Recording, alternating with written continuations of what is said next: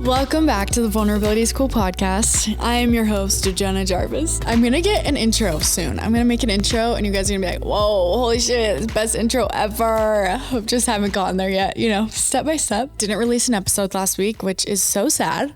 And I swear and vow to you that I will be way more committed. We're moving to a new studio because the place that we've been recording in, the lighting just kind of sucks. Like, as you can see, if you're watching on YouTube, there's like windows behind me.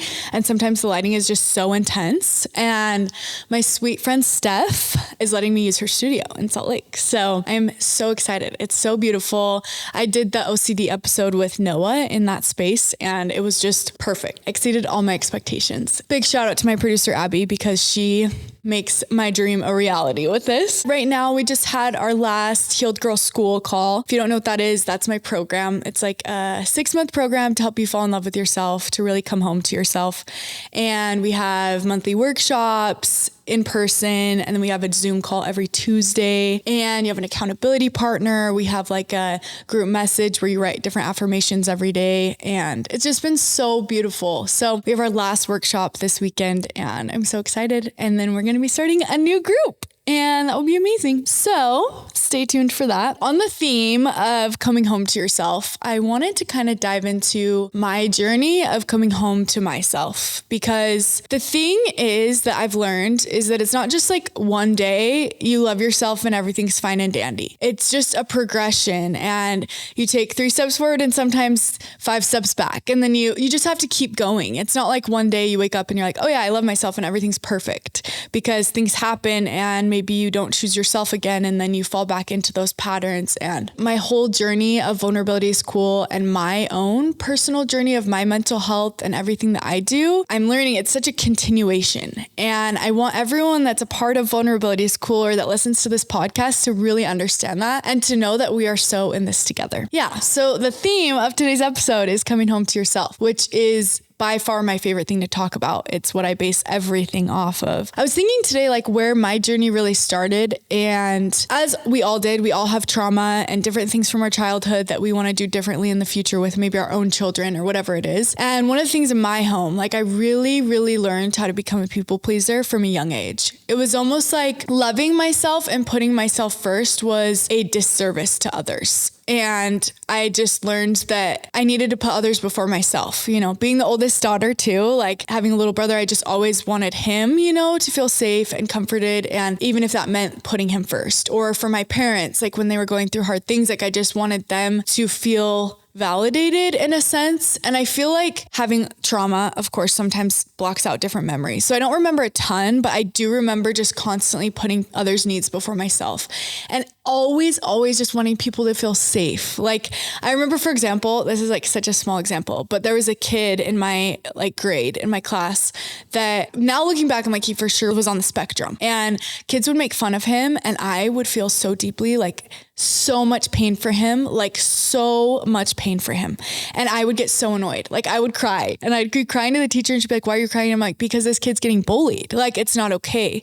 And it to the point that I didn't even care how I felt. It was like, I just cared so much about how everybody else felt. Just throughout the years, I really started to believe that my worth was based on how much I could give and not how much, I could go inward. Like going inward, just I don't know, it wasn't really a thing. It was just like growing up in a very strict religion, growing up Mormon, I was just just pray to God and he'll solve your problems. Put everything on him. Never really look inward and how can you be there for you? And this led to bad relationships. I don't remember a ton from my childhood, but I do remember high school. I had a boyfriend that didn't treat me very well, and I gave and gave to him. Never gave to myself. I would just spend so much money on him, always just trying to make him so happy and to make him love me. Or even friends, I would just go out of my way to make sure they knew that I cared about them, but really inside I was just dying. And so that even carried through onto my mission. In my mission, I just wanted my companions to feel so safe and feel so heard. And I would just give and give and give. And then I would explode in my mind. It was I was drowning, but I was allowing myself to drown. And I didn't realize that I was allowing myself to be treated that way. And then it led, as I've talked about before, to an engagement. And I was engaged to this guy, and I just gave and gave and gave. And I just really wasn't okay. I hadn't like healed through my trauma. I didn't even really understand the depth of my childhood trauma. And I truly don't remember a ton from that relationship because it was just a traumatic time in my life from everything that was going on. But I just did not love myself. And I didn't even understand the concept of loving myself. Like, I just imagined self-love as this like fluffy, take a bath, like just, and I didn't realize that like the importance of actually loving yourself. And I didn't realize that I was teaching people how to treat me with not being able to show up for myself. Other people weren't showing up for me. Like, I immediately showed that to people when I would get into a relationship with them. So I broke off my engagement. This was forever ago. Totally. I'm great now, but this is just part of my journey. We broke this off in 2019, and it was so hard for me. Like, all of my childhood trauma just came to the surface. I started having panic attacks for the first time in my life. I was suicidal. I've struggled with suicidal ideation all throughout my life, but this was like really intense. Like, I just did not want to be alive anymore. And I was living alone in Provo because we'd gotten a house together. So I was living there alone, and it was not good for me to be alone all the time. I wasn't very close with my family. So I was just really, really miserable and not doing okay. I was on Adderall and I think Lexapro, and I just went cold turkey off of them, which don't ever do that. Not a good decision. And I just lost myself. I was already lost, but I was just at rock bottom, absolutely lost. And so then moved to Arizona, and I really wanted to get back together with him. Like, he was my whole purpose, truly my whole purpose. Like, if I wasn't with him, who was I? Even though we weren't compatible, we were not great for each other. We both did things that just weren't great, but it was just like this addiction. Like, I could not let go of him. And so I literally had to move to Arizona to get out of this situation. Moved to Arizona, lived with this awesome family for like a year, and it really, really helped me being in the sun and healing, all the things.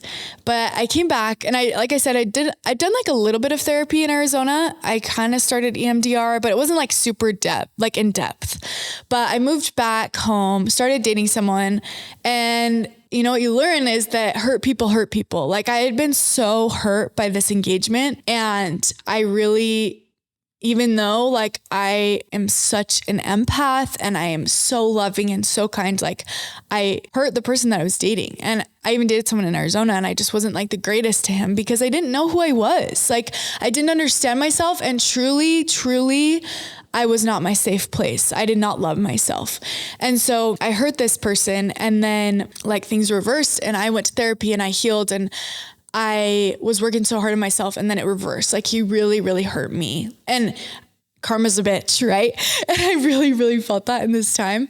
And I just learned through this relationship, it was such a hard time for me. Again, falling into this suicidal ideation, hating myself, wondering what I did wrong. How did this happen? Like, how is this relationship ending? How did I treat him this way? How could he ever treat me the way he treated me? And I started going to really, really intense therapy, and I started EMDR therapy. I really unpacked some heavy trauma, my sexual abuse, just the things that make me who I am today that I hated about myself. The little secrets of growing up in a traumatic environment and all these little things that I just pushed aside. Like, they really came up, and I realized like, wow, like, I am who I am because of these things. And my therapist said to me, like, Jenna, when are you going to stop playing the victim of your own life? And right now I want you to ask that to yourself, because I think we all play the victim in different ways. And I realized in that moment that, like, yes, I have been through such shitty things, narcissistic abuse, sexual abuse, just really giving my whole self to people and not getting that in return. And it was destroying me, but who was allowing it to destroy me? Me. I was fully allowing that into my life, and I was accepting the love that I thought that I deserved, because truly I didn't love myself. And so I did EMDR therapy, and it was, holy shit, probably one of the hardest things I've ever done in my life. I would say harder than ayahuasca for sure, because it was like a continuation, and it wasn't just like a one boom big thing and then it's over. Like, I would go to therapy every Thursday, and like there would be times that my body would like literally shut off. I'd be doing EMDR therapy and I would like fall asleep in a a session because my body was like, stop, like we don't want to unpack this.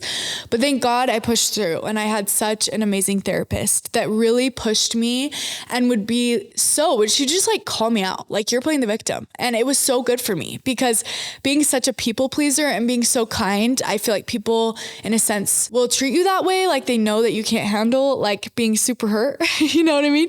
And so for her to just call me out on things and be like, no, you're playing the victim and you're really like hurting yourself. It was so good for me.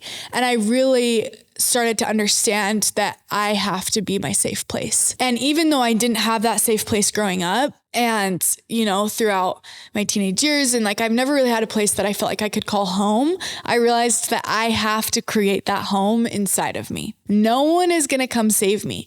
And I think one of the things I realized really had a huge breakthrough with in therapy is that when I was engaged, I believe that I did like love him in a sense, but I don't like looking back. I'm like, I don't even know how we were together, but I absolutely loved the idea of being part of a family and having my own family. Made me emotional because like that's all I've ever wanted. And I thought that would save me. I thought that marrying into this family would really, like, I truly believed it was going to save me and that I would be happy. And I even remember like things were not great. There were some things that happened with this family. And I remember saying to myself, like, once we get married, I'm just going to have a baby so that they'll have a reason to love me. And like looking back, I'm like, that is so sad. Like I've always throughout my life just been thinking about every single way, even with my high school boyfriend. I would spend $300 on him for Christmas when I had no money because I was just seeking all these little ways for someone to love me. And now looking back, that makes me so sad because I'm like, I didn't love myself. I was spending all this time and energy on other people looking for them to fill my cup, when in reality, even if we did get married, even if I did have a baby, I would still be miserable if I didn't love myself.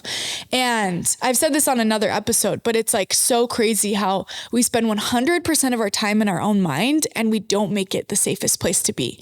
Like that should absolutely be the safest place to be, because at the end of the day, when your head hits your pillow, you're only in your own brain. You know, even if you have kids, even if you have all these other things going on, you run a business, like we really need to make our brains and our minds our home, our safest place to be. I was going through therapy and I was doing all these things and it was so amazing. And like, I had so many big realizations like this.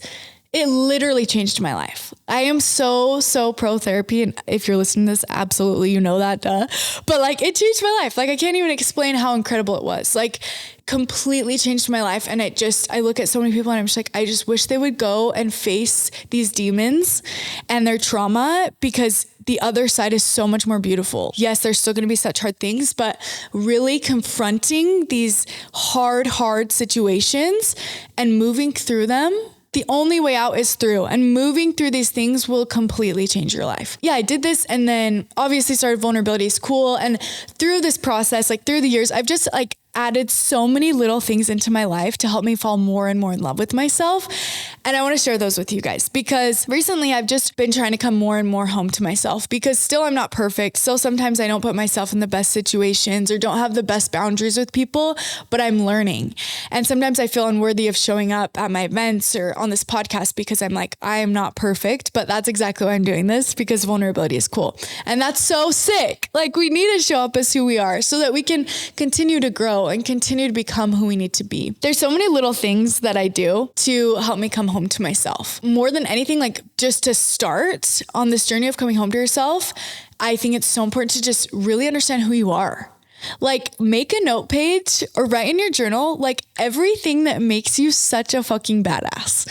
Like, what do you love? What's your favorite movie? How does it make you feel? What does that say about you? Like, what amazing things have you done? What are your favorite qualities about yourself? Like, you need to know all of these things about yourself and really honor these things. Because if you're not doing that, you really can't expect other people to show up and do that for you. Even if you've been married for years, even if that person validates you so much, I think true happiness will come from being able to validate your own self. And I say that from so much experience because I want to do that so much more in my life. Little things that I do is like solo dates. Taking myself on a solo date is so fun and so cool, to the point now that like solo dates are so normal for me. Like I'll go get dinner by myself and I'll not be on my phone. Sometimes I'll bring a book, but I'll just try to be so present with myself, because Growth happens in the present moment. That is something that I've been thinking about so much lately. Another thing that I will do, this is one of my favorite things, and I try to do this at all of my events, but I make everybody close their eyes and give themselves a big hug and take 3 deep breaths. And if you're listening right now, I want you to take a deep breath with me, breathing in, breathing out. And then I play a love song because I think love songs are so powerful. And who said we need to be singing love songs about other people? I think that so many love songs should be about you. You need to sing love songs to yourself because the most important person you can love is you so that you can fully love other people. And I have so many favorite love songs. My current favorite love song is I Need You by Lily Mayola. When I listen to the lyrics, I am literally singing it to myself in my head. Like, you are the love of my life, Jenna Jarvis. I fucking love you more than anything in the whole world. Okay. And yeah, I just want to play a little bit for you so you can get the gist. And I want you to envision yourself singing this song to yourself. Okay. Because you are the love of your life.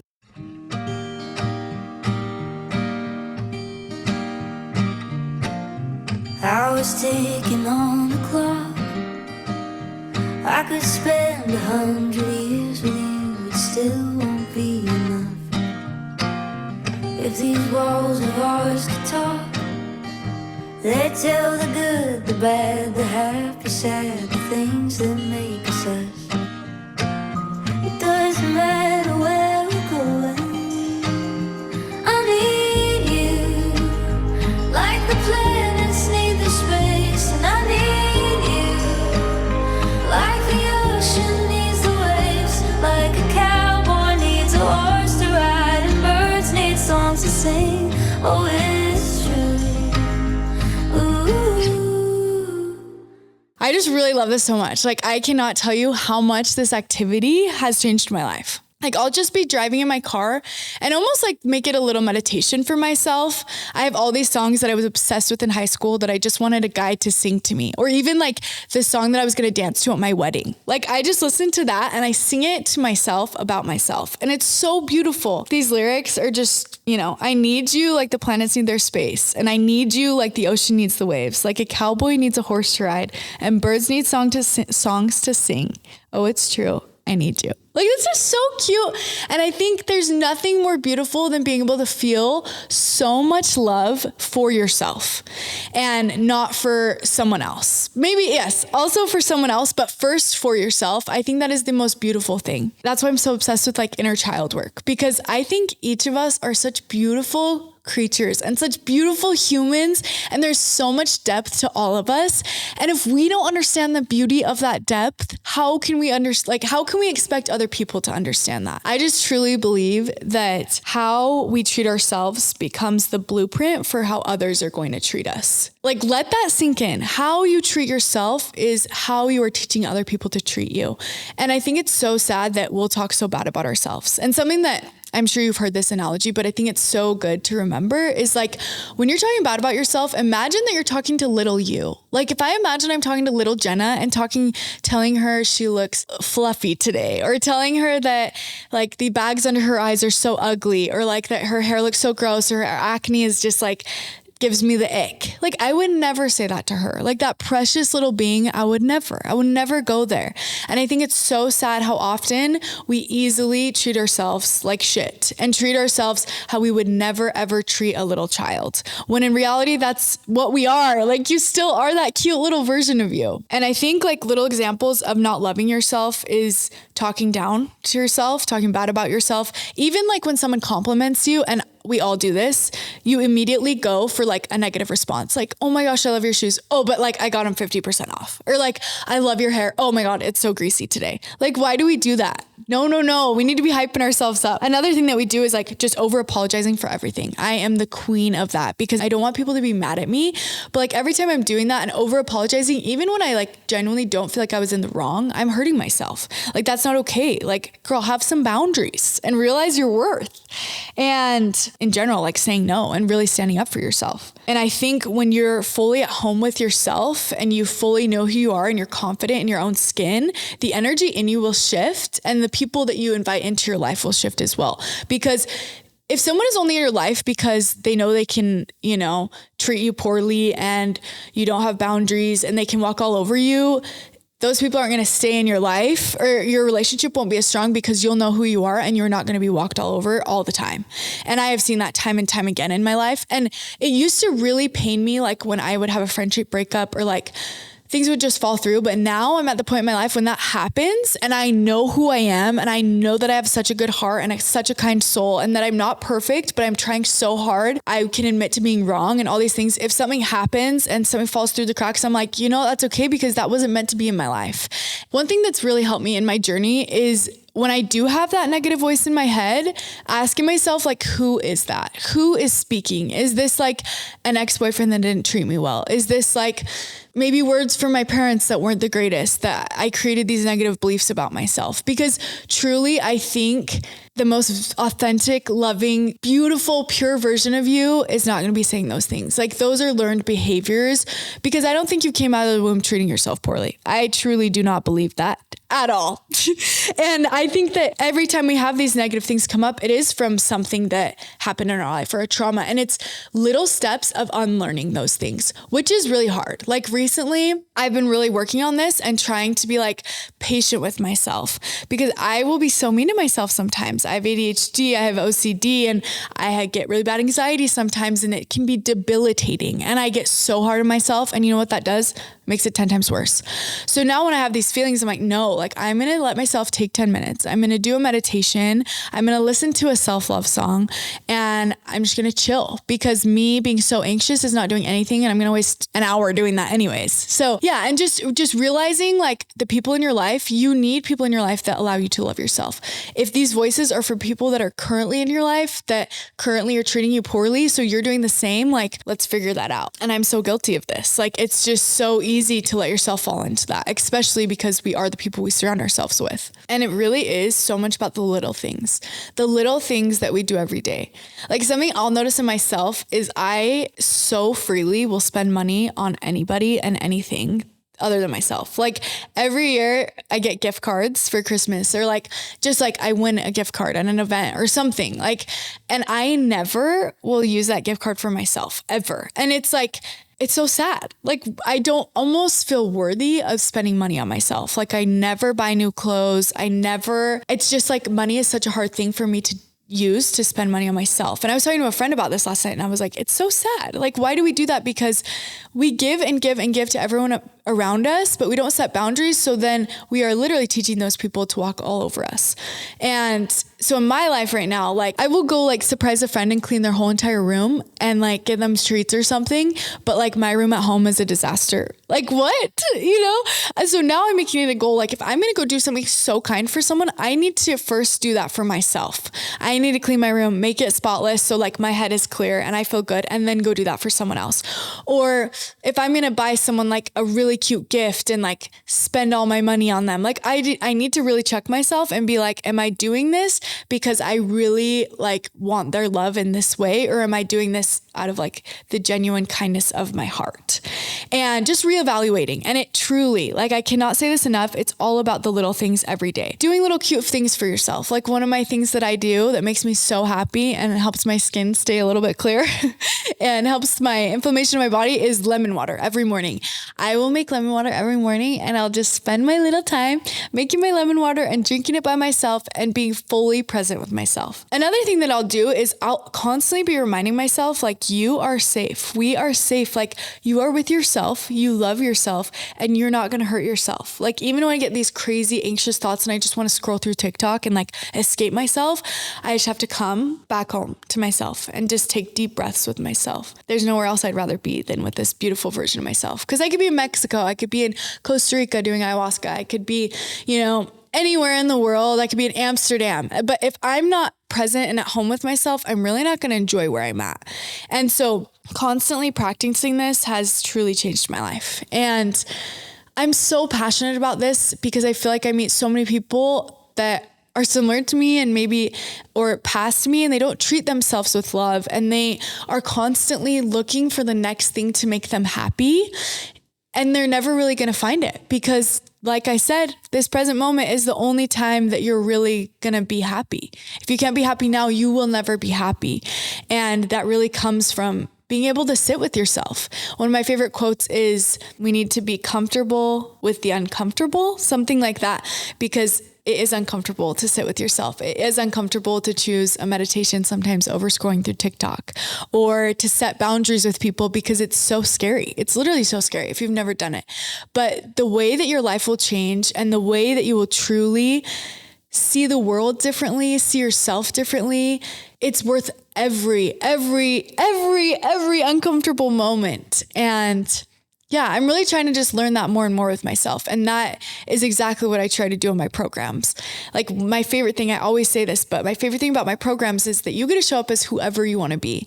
Like, these girls that I have in my programs, like, we would have never been friends before, probably never crossed paths, but we're all together. We come from such different backgrounds, and we come together and we are all the same. Like, we all just want to be vulnerable and we want to be real with each other. Like, we don't want to put up this facade that everything is fine. We want to laugh and we want to cry together. We want to do breath work. We want to get deep. Like, it's so beautiful and it's so authentic and it's so real.